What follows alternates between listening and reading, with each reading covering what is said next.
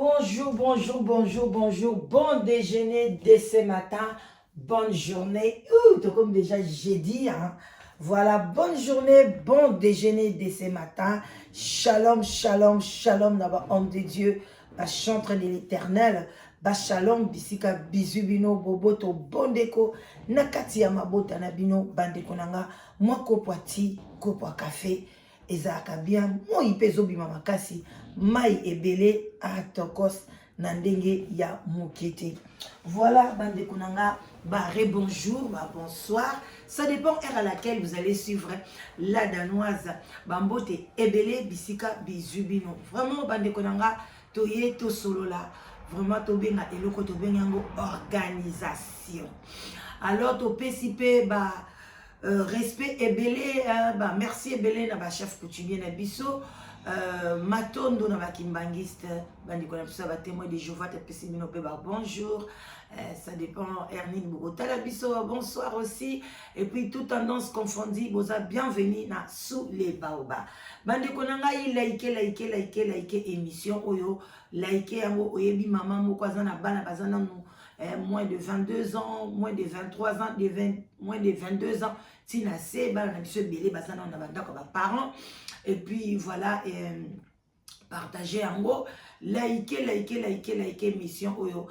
namona ba like na bino yango de esaka ba bonjour pona biso. Voilà, bande konangai vraiment bambote ebele to komi na été hein, bozomona déjà na libanda toza tongo makasi moi déjà ebimi hein, bozomona yango toza vraiment na été eye penza eyindi. Alors été ezape na makambu nango o ezali ke to bengi moi organisation muke to pesa na moi ba idée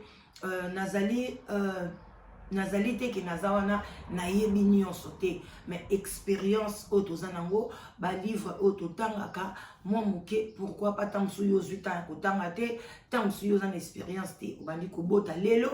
Voilà, biso to bandi dia ko yamba ba koko, alors to repesa yo moi expérience ndenge ni to sala pona bana na biso babima libanda te. Kobima libanda te lobi te ke bakanga makana kati ya bandaku yeba peka ana bapoto toza na bandaku ya minene makasi te, eza bandaku moko eza limité. Cela veut dire que oza na ndako ya munene mais parcelle ele msusu eza appartement ya munene oza na esika bana basakana te. Alors bakobima na bango libanda, mais ndenge ni tosala pona bana na biso babimaka libanda te, bakende kuna te bakutana na bato ya mitema mabe, bakota na kati ya badomaine ya mabe,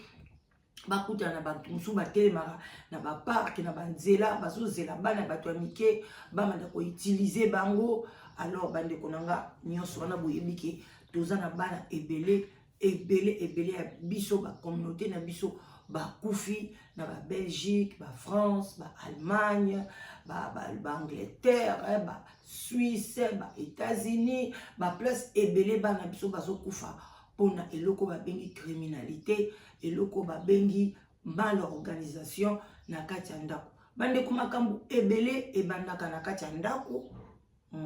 ebandi na ndako et puis ekeli banda. Par exemple, ozala mwana moko akufaka awa na Angleterre, makambo ebandaki na ndako abandeki kovanda epai ya marâtre, papa ye na poto ka boyebi nde bamibali bazalaka, aye azwi mwasi mosusu asundoli mwasi bato na Kinshasa asalaki epe eloko te. Après akomi so akende na Kinshasa asombi ndako, azwi mwasi wana atikaki kuna tie na kati ya ndako wana.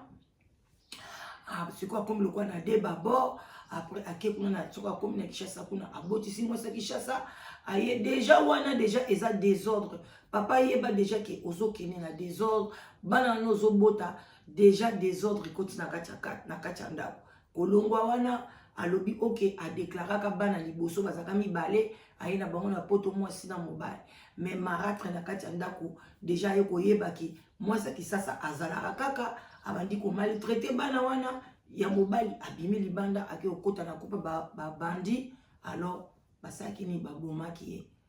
Donc bande konangai est vraiment source nyon surtout soubassement fondement eza na maboko na biso ba parents, parce que yo mutu organiser d'abord ozwi zemi na yo zemi wana déjà tant ozo se préparer ozo zemi, cela veut dire que ozo se préparer obota mutu Moutouano kobota, il faut azala orienté, azala éduqué, azala na ba potentialité à bien pour la société ezala bien. Parce que Moutouana a kosala un jeune en société. Soit a kosala mabe na société, société et baby. Soit a kosala malamu mboka oyo esali nini emati. Yango no mona batia éducation, batia école, batia ba activité, ba makambo ebele pona mwana azala complet, azala une tête bien faite. Maman eza kwanga na makaya bouté. Ne prends pas tellement ton temps ya ko bota bana ebele 5, 6, 7, 8 mais ozozwa temps ya ozwa soin na bangote pona lobi ba pesa rendement ya kitoko na kati ya société et kozala pe fier na yo bande konanga et ozala fier na yo moko. Vous comprenez? Nombre d'enfants ebele ezana tina moko te okobota mibale misatu même mine déjà mine comme moi ebele mais oza vraiment kozwa temps na bango parce que awa na poto bana eza l'argent, bana eza temps, eza organisation, eza na makambo ebele. Ne crois pas yozo bota pona yozo zwa mbongo bana, yozo somba biloko no andaku, yozo voyager, ozo ke somba andaku na Congo, ozo ba sac ya cher, ba bijoux ebele. Biloko ebele ozoko mikumisa ngana azala basaki ebele ngai banda kunanga ka biloko boy ngaboy mais bana wana rendement na bango lobby parce que lelo le mso bazamike mais tant ba kokoma na âge moko babandi kokota ba gang ba biloko mabe no pesa ka exemple misikate tozana bande ko ebele a maman moko abotaka ebele yepe mwana bana bakekota na ba gang le bakotela ka bango na ndako maman na ba bomaye. Vous comprenez? Bana batikala, bana panzana. Donc, bande konanga, ezali likambu ya organisation. Il faut vraiment ezala tango zoko de yakolobake ngana zo bota mwana nanga. Donc, tu prends le temps. Tant lobite ke ovanda bango na kati ndako banda tongo tu peux quoi non. Donc, bana na pe faut ba kende classe. Faut pas qu'ils soient éducation à libanda parce que un jour bakosala libanda faut ba libanda etambola kandenge nini mais siko libanda ya ndenge nini o bana bakokende eza libanda o ezali bien éduqué d'abord tant ozobota mwana na yo tala na quartier nini na zobotela ye est-ce que na obotela na quartier ya Sarajevo, quartier à désordre, quartier là où il y a beaucoup de désordres, beaucoup de VW, beaucoup de quoi. Donc, il faut être dans l'environnement. Donc, le quoi, en tout cas, il faut déménager. Dans le quartier, il faut déménager. Donc, d'abord, le milieu qui compte. Milieu, surtout, est un esprit nango. Place, surtout, au bout de moi, on a ma tête,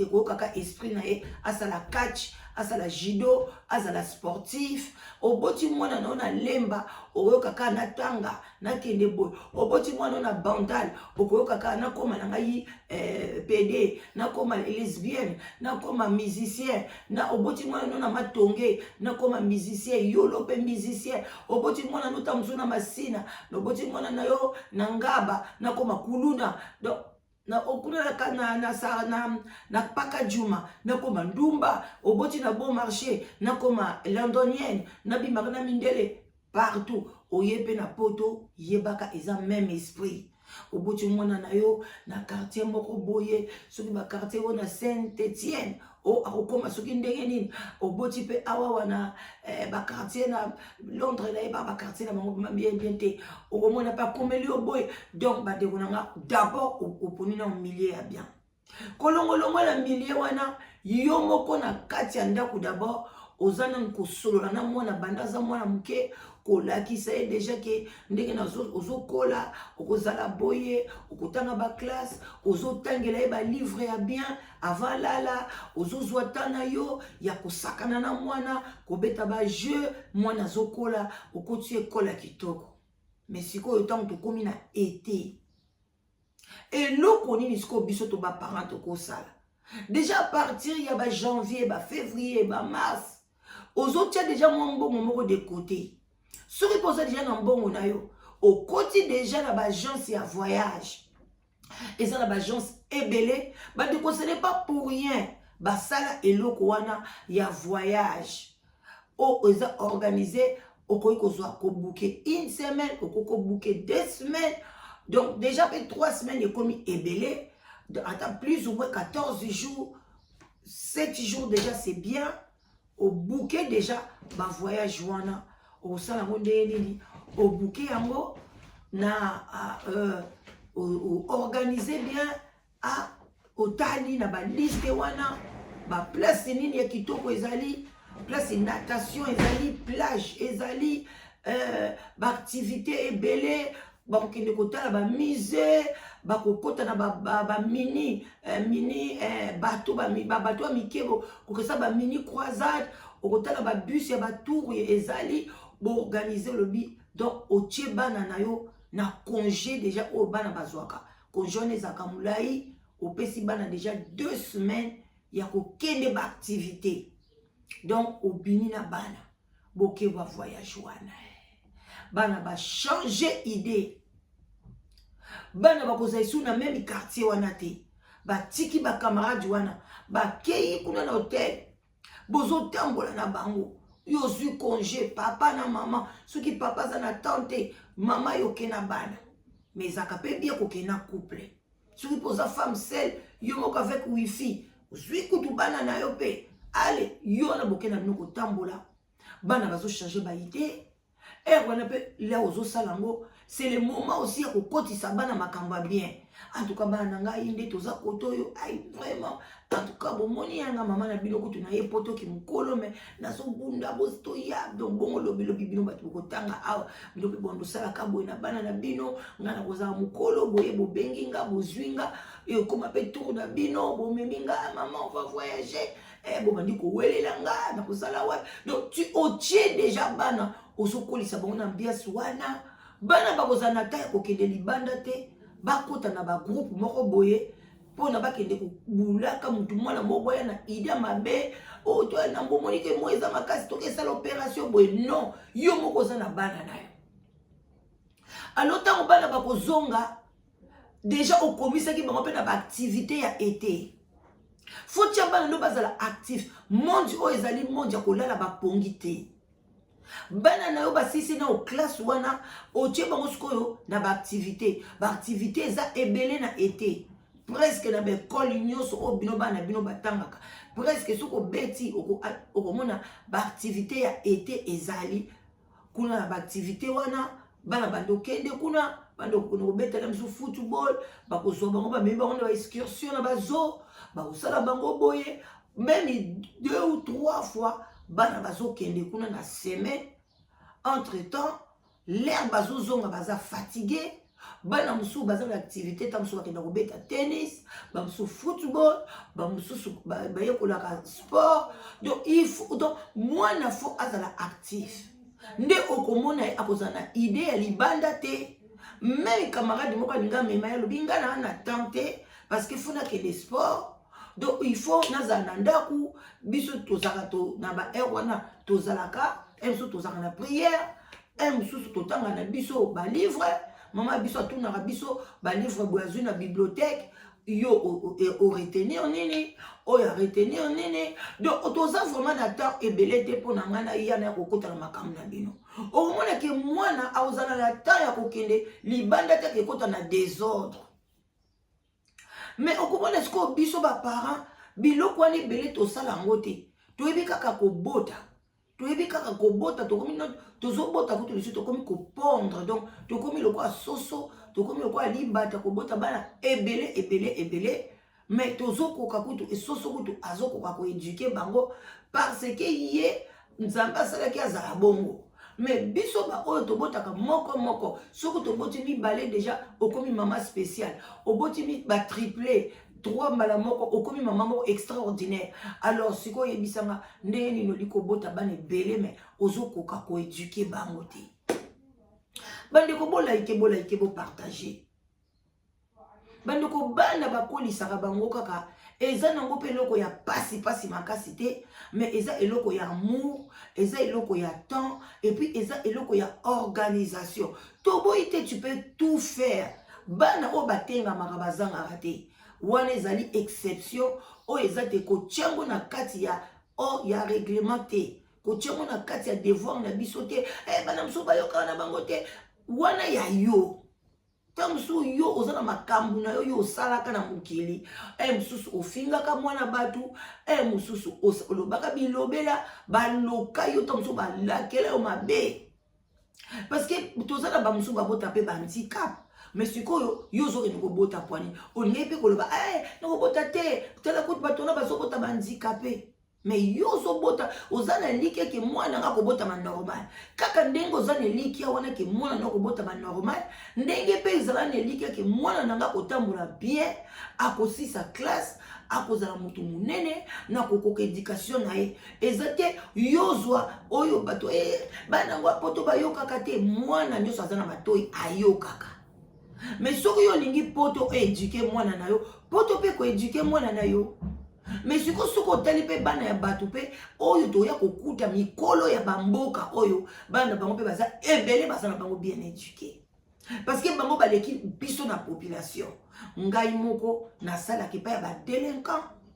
mais bana ya baétranger baza ebele koleka bana ya bango mindele nde place nalobaka na bi non biso faut tosala effort parce que soki oke na babie ya baagence mpo na bavacances okuta déjà bamindele presque ebele babuke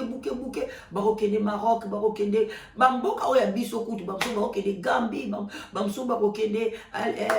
Italie bamosusu babuke mais biso tobuke combien tielanga na bacommentaire yo obuke combien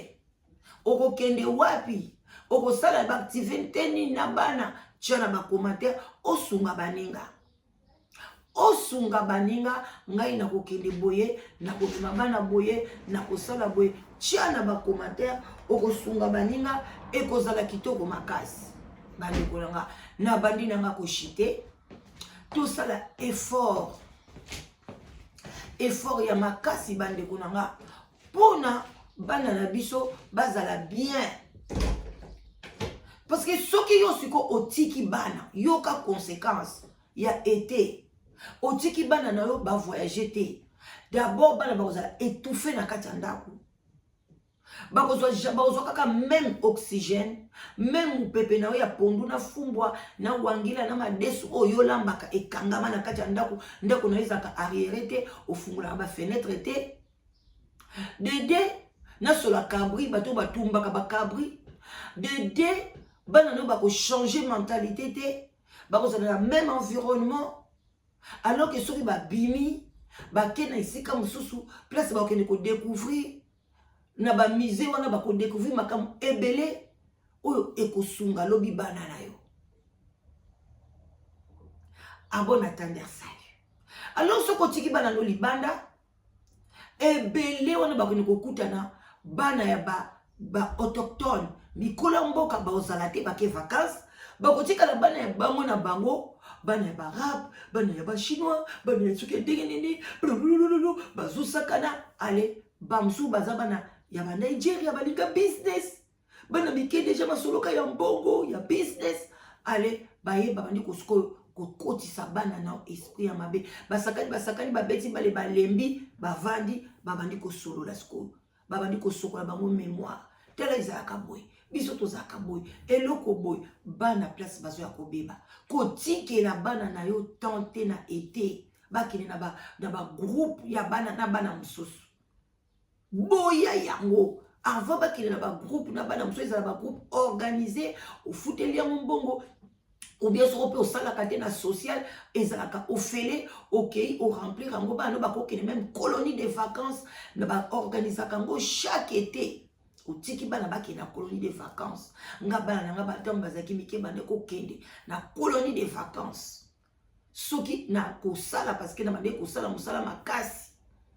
soki congé wana biso na train yo moko kokosenga congé na yo ya été te eza bien organisé et balukaka moi moso kozwa mona ebandaka partir à juin ti na septembre emso bapesi na juin emso kozwa mona juillet emso kozwa ngo so omona be tombe na septembre bana basi bazongaki classe parce que kuna bana bakangaka partir à le 13 juin ti na août le 13 août bana bazonga na août soki siko nini no etombe na septembre année wana kozala problème pour na ok na bana na congé ozwi bana nini otindi bango na colonie de vacances kuna bakozala kitoko makasi bakosunga bango bakotambola bien makambo nyonso ekozala bien bino moko boyebi to wana bon déjeuner na ntongo temps ekindiki tellement mbangu na suki wana mpo na lelo tokocontinue maintenant comment osala budget yango ndenge nini ok nango wapi bino mpe babato bolungaka likelemba kasi kotaka mpe likelemba te mpo na omema bana na yo na congé